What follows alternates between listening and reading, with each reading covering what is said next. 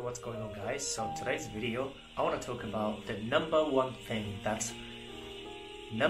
major university major that's in the highest demand in current year 2019, and that is guaranteed to expand and go up in terms of demand in this real world industry.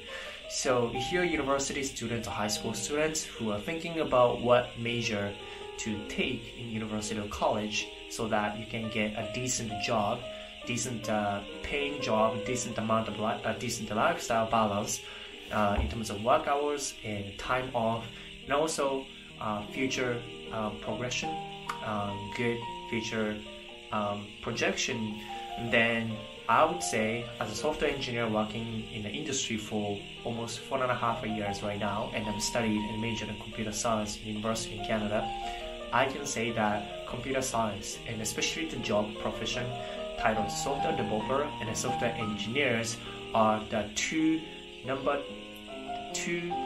one highest in demand and the most promising job / one of the most decent paying jobs in an entire industry, like in an entire capitalistic world. That's what I can say. And the reason why I decided to make this video was that I was taking a bus back from my office to my apartment right now, and I was looking throughout the window from the bus and I see a lot of apartments, right? And then here in the city that I live right now in Europe, a lot of this city, apartment hunting is really hard. It's really hard, competitive, and prices going up every single year because of the inflation of the price. And also a lot of tech companies are here, meaning that a lot of those companies are taking in a lot of people, engineers with like high paying jobs come to this city. So that means a lot of demand for real estate and properties and apartments, which means the price goes up because demand is high, competition is higher, so those apartment owners can jack up the price more. This is the same thing applies to Berlin. Past 5 years, the price has gone up almost like 50-70%. A lot of metropolitan cities in the world, maybe let's say New York, San Francisco, Seattle, Vancouver, Toronto, Berlin, Munich, London, all those big cities, Amsterdam as well, all the big cities, it's nearly impossible to own a property in the city center, vicinity of the city center where the demand is the highest, because right now most of the apartments and properties are already owned and taken by older people who got those properties with the better deals like a few years ago or decades ago. So with that said, the reason why I wanted to talk about this how apartment hunting it's really hard for new generations like us, like millennials. I'm not millennials, but those people around from 15 to 30 years old people, including myself. So apartment hunting is hard because it's already saturated. And I thought about, what about the job? What about the major? Which major is not yet saturated? And then that made me think about creating this video, because if I think about this, I drew a graph here. I don't know if you can see it, but this is the number of job and this is a year. Alright, so this is 2020, this is 1970. And amount of jobs that are taken for lawyer, doctor, accountant, like this is traditional white collar jobs. Amount of jobs that are already taken by people who are older than you, like those people few generations ago, is pretty high. This field has been around for almost 40 years, 50 years, 60 years. In terms of like lawyer, doctor, accountant, they've been around for more than 100 years, right? So a lot of people, previous generations have taken a lot of jobs. So amount of jobs taken is really high. So it's already saturated. And then I drew another graph. This is for amount of job taken for CS and software engineer. And then from 1970 to 2020, the same time frame, but this software CS really, yes, IT industry existed from 1917 and so, but really software engineering industry really started exploding after 2000. Microsoft Windows.com, and then 2008, 2010, Google, YouTube, Facebook, all the startups, like unicorn companies started expanding, like Uber, Snapchat. Almost all the companies are now integrating software into their business, right? So 2010, 2019, this is like really growing super fast. But prior to 2000, there are not many jobs taken, or there are not even the demand and the supply in this industry. So compared to this high, the graph that I drew at the upper half and then second bottom is quite a bit of a contrast between traditional majors like accounting, business, marketing, law, doctor, medicine, versus the new and emerging and one of the most promising industry in the field, which is computer science, software engineering, or engineering, the applied science. And so what I'm saying is that the software, CS, these are not saturated yet. In fact, it's undersaturated. It's highly in demand, but supply is not enough. Supply is never catching up with the demand. Because you know what? Software integration, cloud adaptation is taking place everywhere, almost every companies. For companies to thrive and outcompete competitors, they need to scale fast. They need to provide better services. And if you think about Toys R Us or Sears, the department stores, or the physical bookstores, all those physical stores and companies are replaced by Amazon or online e-commerce stores, because people can buy everything online right now. Think about banking. Yes, there are physical branches, but a lot of stuff can be replaced by online banking, even like bot, AI, chat can replace the actual people who are working at the branch, right? So think about that. So that's what I was thinking about on the way back from my office to my apartment today. Seeing all the apartments and then see how I'm feeling as a guy who have signed a lease for apartments multiple times in multiple cities like Vancouver and then Germany, Europe right now. Both those cities, apartment prices are going up crazy. It's one of the most expensive cities in our world, Vancouver, in terms of like cost of living and amount of money they make, the ratio wise, it's quite high. Yes, New York is high, London is high, Paris is high, Amsterdam is high, Tokyo is high, but Vancouver is also extremely high as well, San Francisco, and here in Germany as well. But I will successfully found an apartment for myself, thanks to my pretty decent and stable software engineering job. By looking around all the metropolitan mega cities in the world, all the cities in the city center, it is impossible for us to buy an apartment, because right now in Munich here, apartment is like over 1 million. In Vancouver, not even in the city center like Barnaby or like New Westminster, just having a one house for family, $1 million, right? Even like San Francisco, probably like 2 million, 3 million. New York in the city center is impossible, right? Tokyo, city center is impossible, nearly impossible. You can buy an apartment, yes, maybe 500,000, but price has gone up quite a bit in the city center.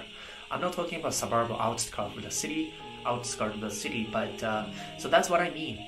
When we come in, like our new generations coming to the market, let's say the real estate market, the market is already taken by previous generations, like our parents' generations or our grandparents' generation. They have owned it for like 50 years, and the price has been like, they got those properties like 1/3 of the price right now. Same thing with job. The previous generations have taken accounting, marketing, business director, lawyer, doctor, what else? Teachers. Let's exclude teacher because that's a little bit different. But those good jobs, traditionally good jobs, considered to be a good jobs, already taken. It's highly, quite high supply. And so for us, new generations are coming to the market. There are not many job occupancies there. So it's not really optimal for us to compete. Whereas a software or computer science, not many people have already taken jobs for that industry, and the demands are going up crazy. So it's not just an amount of jobs that are already taken by previous generations, but amount of demand comparison between traditional job versus software. Maybe software industry's demand is like 10 times more. So 10x more demand, and then maybe 10x less supply for computer science and software. And that's the reason why I would say, to conclude this video, that number one major to study in college and university, if you want to have a decent amount of pay, decent amount of life work balance, and all that good stuff, like company treats you nicer, for example, like a little bit of benefits, like free food or free beer or kicker, gaming, PlayStation, all that stuff, software industry, and especially the top companies are always looking for hiring talents, no matter when. Like even if during the recession time, those companies need more engineers to do R&D. So that's what I wanted to talk about. And a lot of people, especially especially when you're a high school student, even university, you don't notice this. You don't notice about this real world demand and supply, this cold hard truth. Because high school, junior high school, elementary school, university, what do they teach? You know that this is the insufficiency of this current education system. They are lagging the current trend because what they have been teaching hasn't really changed for like past 2, 3, 5 decades. What do they teach? Biology, chemistry, English, literature, history. What else? Those stuff. Yes, those are general like liberal arts studies, but they don't help you to get professional employable skills. And you might object like saying that, oh, but school is not meant to enable you to be professionally ready to be employable. Yeah, you could say that, but being like realistic, how many people graduate from university with just a random like generic arts majors and not having to be able to find a job, and then they need to work for like 3 jobs and then to pay for rent, and then it's kind of irresponsible for adults to say like, oh, just study art, oh, just study history, just study literature, oh, just study communication, just study psychology, just study economics, just study geography, and then you're gonna be fine, you're gonna find a job. That's farther from the truth. And there's a point, yes, university and high school are not meant to just be to prepare you to be professionally employable, but you need to also look at the realistic side, where how are you going to provide yourself with food and an apartment, place to live, and then have like a decent amount of quality of life. It's getting harder and harder because this market had been getting oversaturated with a lot of people from previous generations. So if you want to outcompete, you want to optimize competition among other people in the industry, then software for sure, 100%. This is a cold hard truth. You might not want to hear this, but I can tell you, studying communication or studying history, studying literature, studying English, studying Japanese, studying language, it doesn't help you as much to get a decent amount of job and to enable your life, like take vacation or have 8 hours work life, or do something that keeps you growing. Because if you study like, let's say, accounting, then you don't really need to learn every single day, every single year, because stuff has been the same. It's based on some countries' tax system or accounting financial law system, right? It doesn't really change that much. Of course, you need to update the knowledge once in a while, but not as much like the software computer science industry, where growth is almost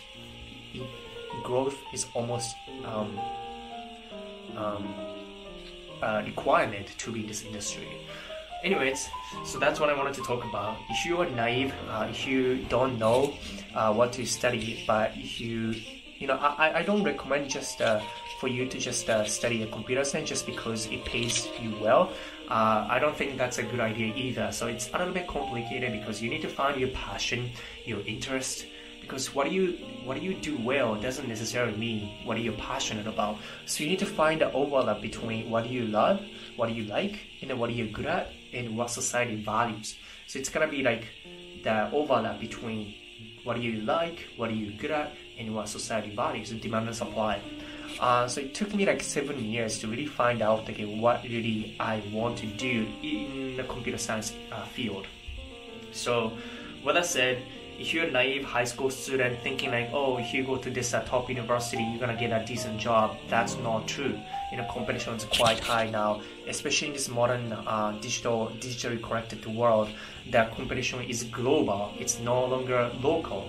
So all the people coming from, let's say, other countries, those immigrants, they're gonna outcompete you for sure, because they're gonna be much more hungry. They need to survive more. So their priority is like, you know, study more, work harder than you growing up in like developed countries where the parents spoiling you and telling you like, oh, you're gonna be fine. You study arts and then you study music and you're gonna be fine. That's completely not true. I'm not saying studying arts or music is bad. I personally value arts and music. I played violin and I played and did calligraphy, so arts is very important. But it is not to say you should study that in university, a bachelor or master's, because those are two different things. You can study that as a hobby, but not like a bachelor, 4 years education, investing $100,000 to get what, you know? That's a question you need to ask.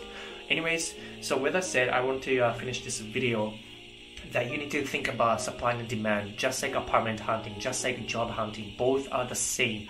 Dynamics, supply and demand, competition is the same. You need to think about where to go, what to do, where field is not saturated yet. So I'm not gonna buy an apartment in Munich, I'm not gonna buy an apartment in Vancouver, I'm not gonna buy an apartment in San Francisco, Tokyo, because it's already saturated, price is already high, so it's not good for us. We can no longer buy an apartment in those metropolitan area. Same as a job, it's nearly impossible to find a normal business or normal job, because other people have already taken it. So think that in your mind and keep that in your back in your head when you think about what to study or what to major. If you really want to have a stable and decently paid job, I'm saying that passion is also important, but just think about that as a fact from somebody who has been in the professional world for like more than 5 years, and then I've seen a lot of stuff. Even me as a software engineer, it is not easy to find a good apartment, because it's not just a fact of like amount of money that I'm making. It's also the function of how many people are competing, plus how many apartments are available. Not many apartments are available at this point in this world, 2019. Same in Berlin, it's hard. It's getting harder and harder. So it's harder for us, new generations, for apartments to live, buy a house, or get a job. It's gonna be more and more challenging, difficult. Only thing that's promising so far is this software industry, which is way undersaturated.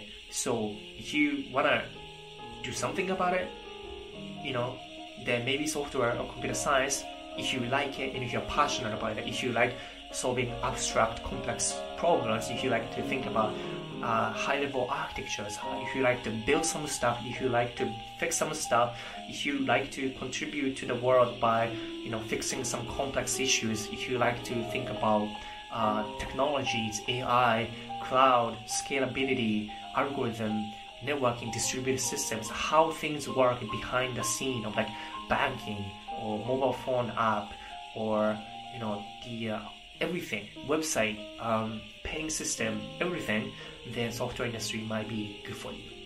So thank you guys for watching. If you found this video useful or helpful, then give it a thumbs up. If you have any questions, let me know in the comment section. Say what's up, hey, and then I'll see you guys in the next video. If you have any recommendation for next video related to software industry or computer science, if you want me to talk about DevOps, cloud engineer, what's the landscape of computer science, software engineering, software development, AI, data, machine learning, or cloud DevOps, then do let me know as well. Alright, with that said, I'll see you guys in the next video. Bye bye, ciao.